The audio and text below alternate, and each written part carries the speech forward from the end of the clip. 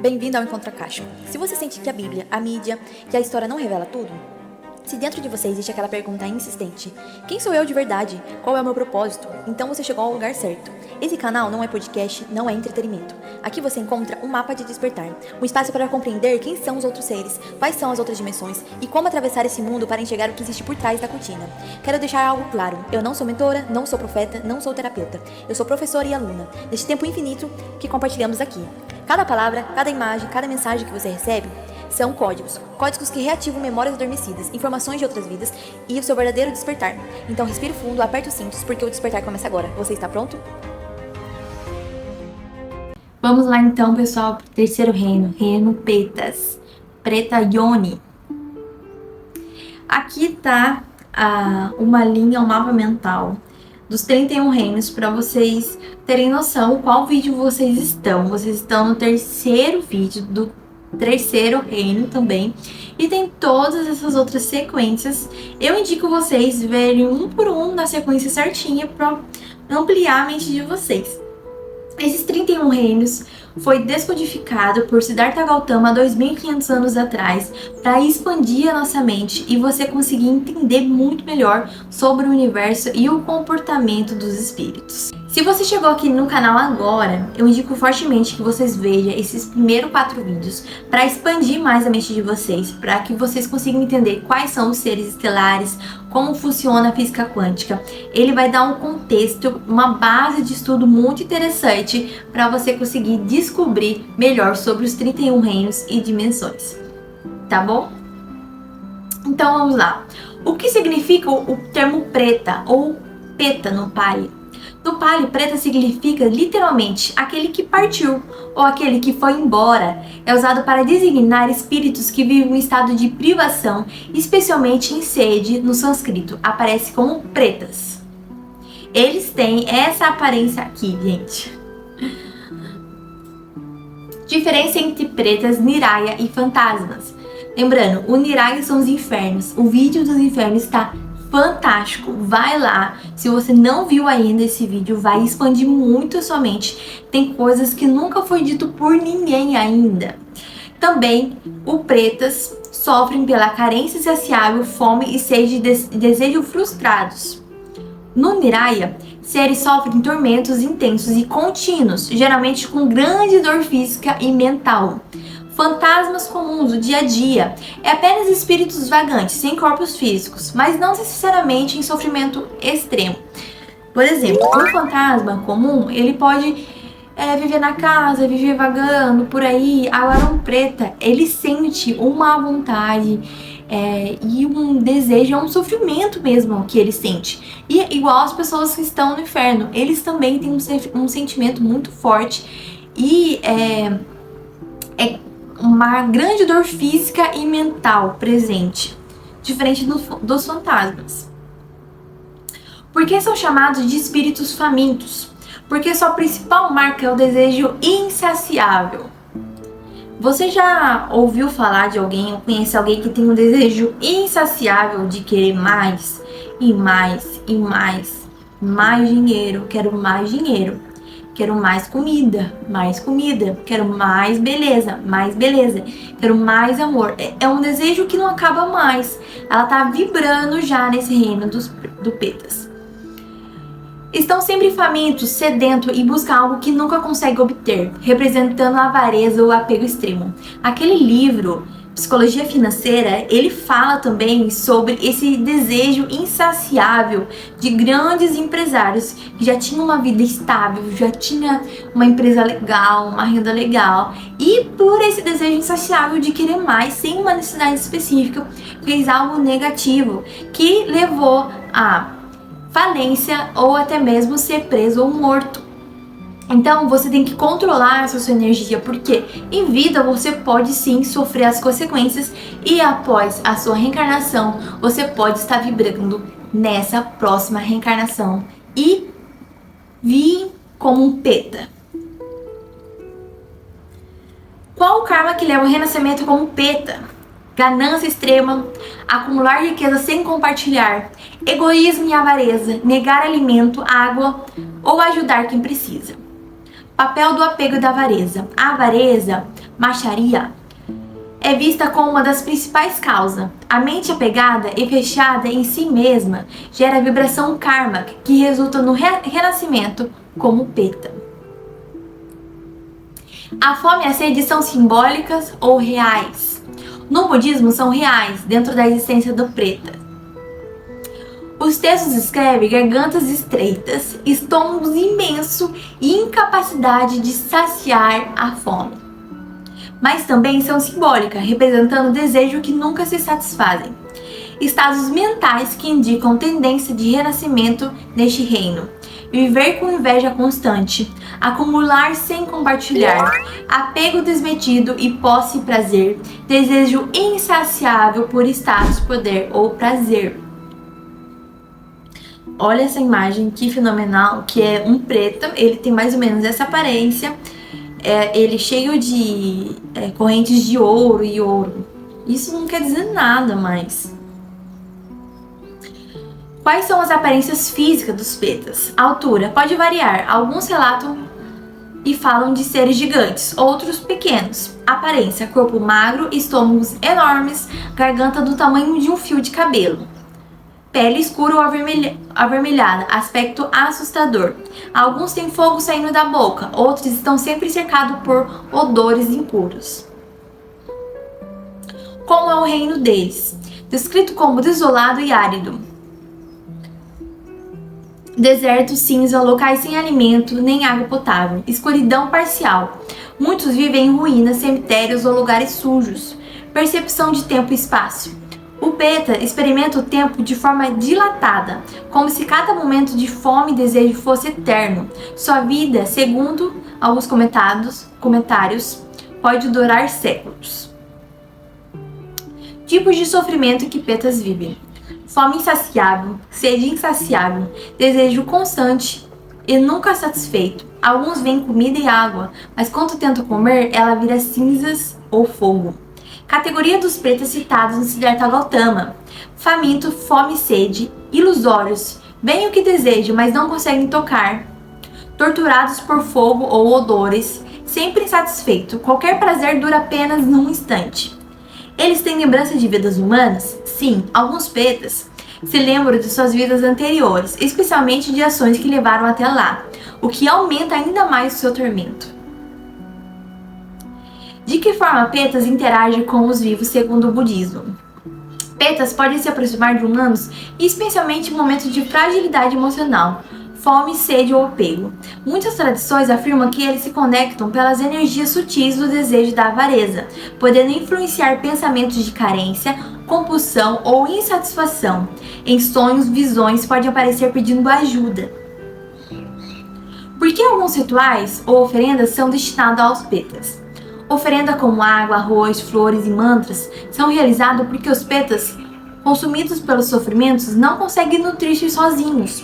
Esses rituais são atos de compaixão, criando condições energéticas para aliviar momentaneamente sua dor e gerar mérito que se aproximam dos seus renascimentos melhores. Cuidar ou fazer mérito dedicado aos Pretas pode aliviar seu sofrimento? Sim, dedicar mérito, recitar mantras, praticar generosidade ou realizar oferendas pode suavizar a fome e sede, criando lampejos de alívio. Mais do que isso, gera condições karmas para que renasça em um reino mais favorável à prática espiritual. Qual é a relação dos humanos com a avareza e o apego? Os aproxima da experiência de um Peta ainda em vida. Quando uma pessoa é incapaz de se satisfazer, mesmo possuindo muito, quando o apego ao prazer, ao dinheiro e ao estado é interminável, quando nunca há o suficiente, ele já está no estado psicológico de um Peta.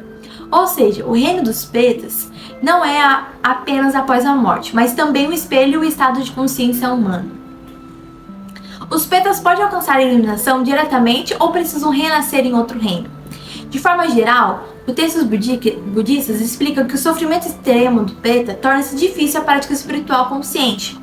Por isso, geralmente, precisam renascer em reino humano ou mais favorável antes de buscar a iluminação. Ainda assim, com a força e rituais, bênçãos e méritos compartilhados, eles podem receber condições para se libertar gradualmente.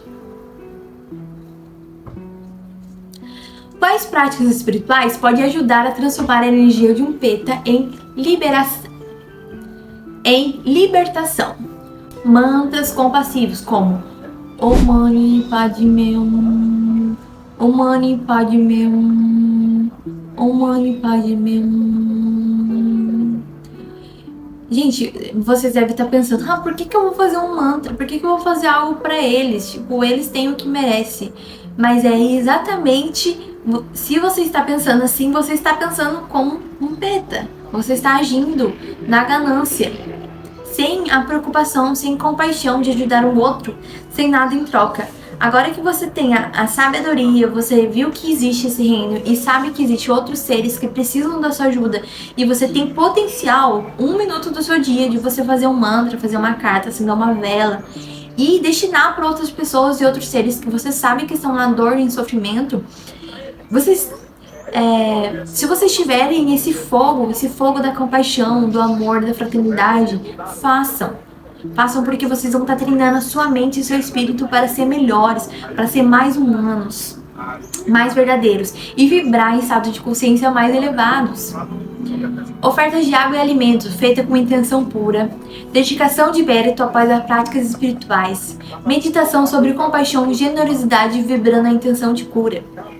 Então, se você sentiu alguma coisa com esse vídeo, se você já colocou na mente que tem alguma pessoa que talvez tenha uma probabilidade muito alta de nascer com um Peta na próxima vida, não esqueça de colocar essa pessoa em sua oração, agora, neste momento, mesmo que ela esteja viva ainda, para ela começar a ter uma fagulha de amor e compaixão dentro dela. O Buda deixou instruções específicas sobre como lidar espiritualmente com Petas? Sim, no Petavatsu, escrito do Kone Pali, há relatos como oferendas feitas dedicadas a Petas pode aliviar o seu sofrimento. O Buda também ensinava que a lembrança dos Petas deveria servir como um alerta para cultivar o desapego, generosidade e ética em vida. Refletir sobre o reino dos Petas pode nos ajudar a desenvolver apego e generosidade? Como? Sim, ao contemplar o estado dos Petas, sempre faminto, sempre satisfeito, percebe que o apego e a avareza nunca traz paz. Isso desperta em nós um desejo de compartilhar, soltar e confiar. A reflexão nos lembra que a verdadeira riqueza não está em acumular, mas em oferecer. História do Sutta, o Álvaro. Agora eu pesquisei sobre uma história nos meus estudos de um ser que virou um Peta depois, para vocês compreenderem mais ou menos como funciona. Havia um homem chamado Sutta, um rico mercador numa cidade antiga. Ele possuía armazém cheio de grãos, ouro e joias, mas seu coração era fechado à generosidade. Quando o mendigo vinha pedir comida, eles o enxotavam. Quando via monge pedindo esmola, ele zombava. Esses preguiçosos não trabalham e querem que é meu. Até mesmo sua família sofria, pois ele escondia ouro e negava alimento em abundância. O karma amadurece. Quando Sutta morreu, o karma da sua avareza o levou a renascer como um Peta. Sua garganta era fina como um buraco de agulha, seu estômago enorme como uma montanha, e cada vez que via comida ou água, ela se transformava em fogo e cinza diante dele. Por séculos, ele vagou atormentado com essa fome insaciável. Uma fagulha de mérito esquecido. Mas Sutta, em sua vida ainda mais antiga, havia feito algo diferente. Quando era jovem, certa vez deu um punhado de arroz a uma criança faminta. Esse pequeno ato de generosidade ficou adormecido, como uma semente no campo do karma. Um dia, o monge recitou o Sutta dedicado ao mérito ao Petas. Naquele momento, aquela pequena semente karma de Sutta se iluminou e ele conseguiu saciar por um instante e sua vida como Peta terminou. Sutta renasceu como ser humano novamente, numa família humilde, mas generosa. Na pobreza, ele aprendeu a compartilhar desde cedo. A memória inconsciente da dor como Peta fazia com que nunca deixasse alguém passar fome diante dele. Um único ato de bondade pode salvar alguém por séculos depois. O karma do Peta não é eterno, ele se esgota. Da queda pode vir a ascensão, desde que exista sempre compaixão guardada na consciência.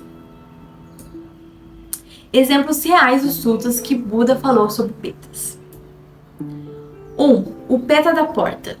O monge estava caminhando em busca de um lugar para meditar. Ao se aproximar de uma árvore, viu um espírito de forma horrível, pele seca, boca minúscula e um estômago gigantesco. Esse espírito contou que fora em uma vida cruel que negava esmola e agredia mendigos. Seu karma o fez renascer como peta, vagando perto dos lugares onde viveu. O monge recitou versos dedicando-lhe mérito por um breve instante e o espírito se aliviou. A mulher ávaro que virou preta. No Sutta, a casa de uma mulher rica que em vida é extremamente avarenta. Nunca oferecia água ou alimento aos monges. Brigava com o marido quando ele tentava adorar algo. Quando morreu, renasceu como preta. Depois, a graça a ofereceu feitas pelo marido em memória dela. Parte do sofrimento foi aliviado. Essa imagem aqui é um monge, um marido e ela como preta.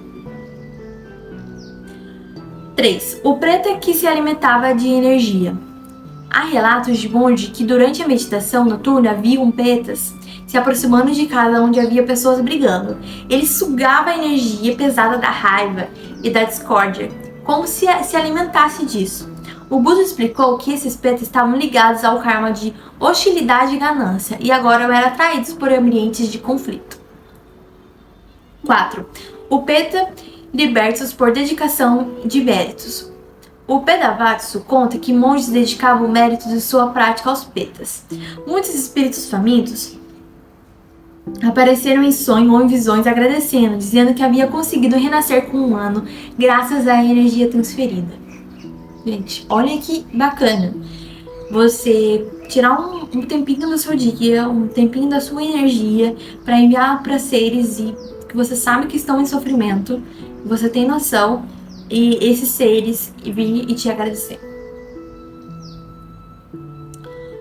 O que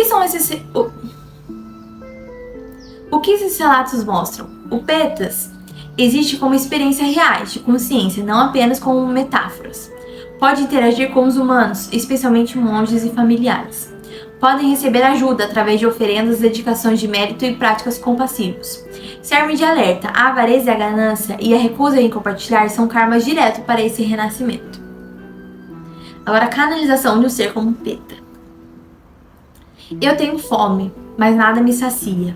Eu tenho sede, mas tudo que toco transforma em fogo. O que mais dói não é a falta do alimento, mas a lembrança do que eu neguei aos outros, quando podia dar. Eu caminho cercado por miragens. Vejo o banquete, mas só encontro cinzas. Escuto o riso, mas só tenho silêncio. Se eu pudesse te aconselhar, humano, não guarde além do que precisa. Não se prenda ao ouro como se fosse vida. Compartilhe, pois o que você guarda com apego pode ser a prisão do seu espírito amanhã. Quando oferece uma gota de água ou um punhado de arroz, lembre-se de mim. Cada gesto de generosidade abre uma brecha de luz no meu deserto. Eu continuo vagando, mas cada prece, cada mérito dedicado é uma estrela no meu céu escuro. É a esperança, é a promessa de libertação. Se você gostou desse vídeo, já se inscreve, curte aqui e não perca o próximo, que é o Reino dos Asuras, o quarto reino. Está fantástico esse vídeo. Já clica aqui para você ver quem são esses seres, que você vai gostar muito e vai expandir a sua mente. Tá bom? Tchau, tchau, pessoal!